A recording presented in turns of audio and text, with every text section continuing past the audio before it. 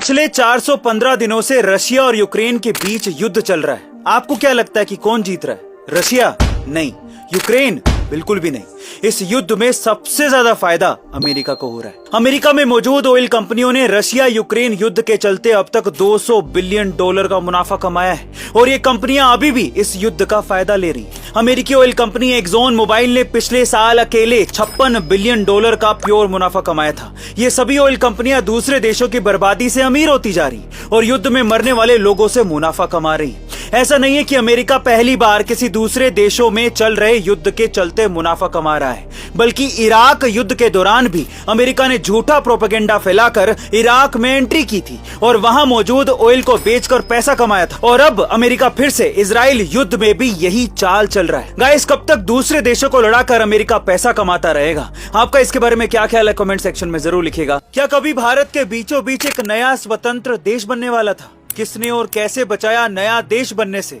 चलिए जानते हैं। दरअसल आजादी के बाद जब हिंदुस्तान की सभी स्वतंत्र रियासतों को भारत में शामिल करके एक देश बनाने की कवायद चल रही, तब हैदराबाद रियासत के शासक मीर उस्मान अली खान ने भारत के साथ मिलने से मना कर दिया था और वो हैदराबाद को एक स्वतंत्र देश बनाना चाहते थे। अगर ऐसा हो जाता तो भारत के अंदर ही एक नया देश बन जाता और तब सरदार पटेल ने कहा था कि अगर हैदराबाद स्वतंत्र देश बन गया तो इससे भारत का बड़ा हिस्सा भारत से अलग हो जाएगा। इसलिए उन्होंने पंडित नेहरू से हैदराबाद रियासत को भारत में शामिल करने के लिए सेना का इस्तेमाल करने को कहा था, लेकिन नेहरू ने मना कर दिया। पर सितंबर 1948 में जब प्रधानमंत्री नेहरू यूरोप दौरे पर गए तो इधर भारत में नेहरू की जगह एक्टिंग प्रधानमंत्री के तौर पर सरदार पटेल ने हैदराबाद को भारत में शामिल करने के लिए ऑपरेशन पोलो चलाया, जिसमें सिर्फ 5 दिनों के अंदर ही भारतीय सेना ने हैदराबाद में तिरंगा फहरा दिया और हैदराबाद को भारत का हिस्सा बना लिया गया। तो गाइस, अखंड भारत के सपने को पूरा करने के लिए सरदार पटेल और हमारी भारतीय सेना के लिए एक हाथ तो बनता है। हमारे भारत देश में एक ऐसा अनोखा बैंक है जिसमें पैसों का लेन देन नहीं होता। इस बैंक में ना तो कोई रुपए जमा करवाए जाते हैं और ना ही रुपयों का लोन मिलता है, लेकिन फिर भी इस बैंक में लाखों लोगों ने खाता खुलवा रखा है। अब ऐसा क्या है इस बैंक में और लोगों ने यहाँ पर खाता क्यों खुलवा रखा है? यह है उत्तर प्रदेश के बनारस में मौजूद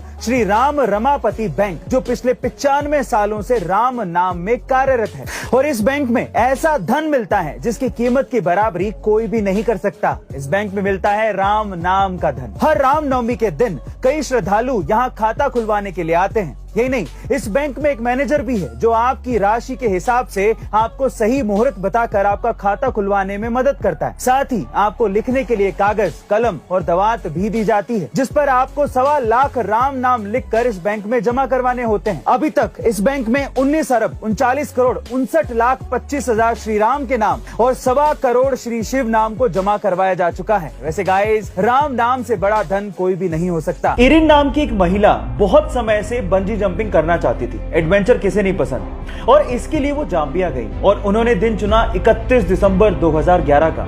लेकिन जिस नदी के ऊपर से वो बंजी जंपिंग करना चाहती थी, उस नदी में बहुत सारे मगरमच्छ थे।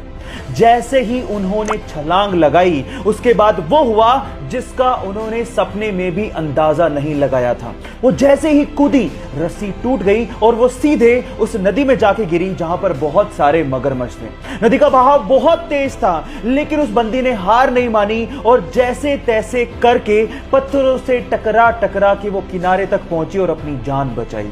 कभी कभी एडवेंचर हमारे लिए लेने के देने कर देते हैं, लेकिन इस महिला की जाबाजी के लिए 1 लाइक तो बनता है।